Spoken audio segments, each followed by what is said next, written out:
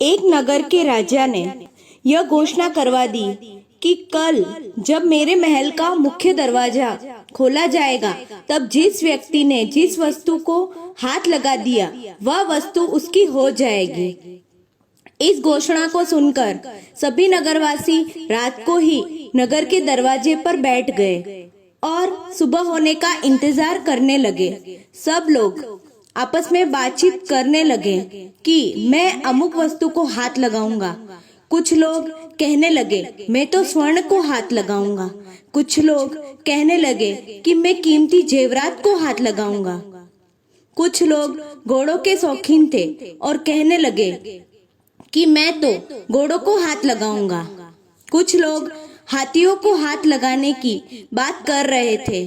कुछ लोग कह रहे थे कि मैं दुधारू गौओं को हाथ लगाऊंगा। कुछ लोग कह रहे थे कि राजा की रानियां बहुत सुंदर हैं, मैं राजा की रानियों को हाथ लगाऊंगा। कुछ लोग राजकुमारी को हाथ लगाने की बात कर रहे थे। कल्पना कीजिए कैसा अद्भुत दृश्य होगा वह।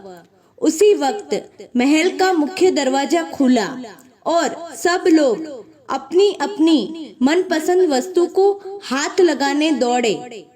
सबको इस बात की जल्दी थी कि पहले मैं अपनी मनपसंद वस्तु को हाथ लगा दूं, ताकि वह वस्तु हमेशा के लिए मेरी हो जाए।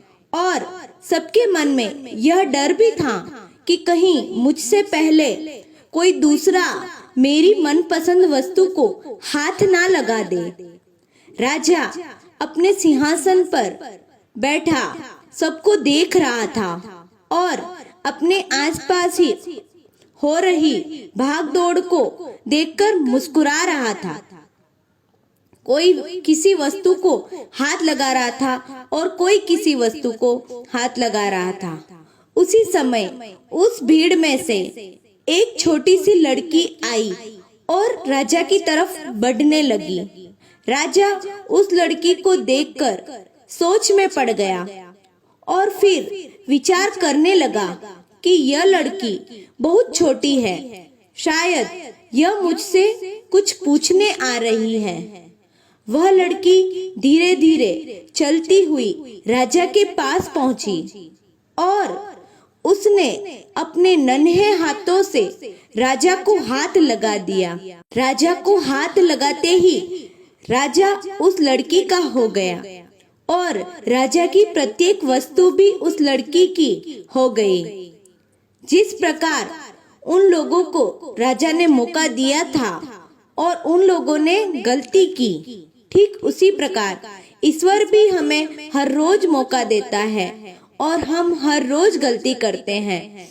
हम ईश्वर को हाथ लगाने अथवा पाने की बजाय ईश्वर की बनाई हुई संसारी वस्तुओं की कामना करते हैं और उन्हें प्राप्त करने के लिए प्रयत्न करते हैं। पर हम कभी इस बात पर विचार नहीं करते कि यदि ईश्वर हमारे हो गए तो उनकी बनाई हुई प्रत्येक वस्तु भी हमारी हो पाएगी। सच कहूँ तो ईश्वर को चाहना और ईश्वर से चाहना दोनों में बहुत अंतर है। दोस्तों, यह छोटी सी कहानी आपको कैसी लगी कमेंट बॉक्स में कमेंट करके जरूर बताएं। फिर मिलेंगे एक छोटी सी प्रेरणादायक कहानी के साथ। तब तक के लिए जय हिंद, जय भारत, जय श्री राम, हर हर महादेव, जय श्री राधे कृष्णा।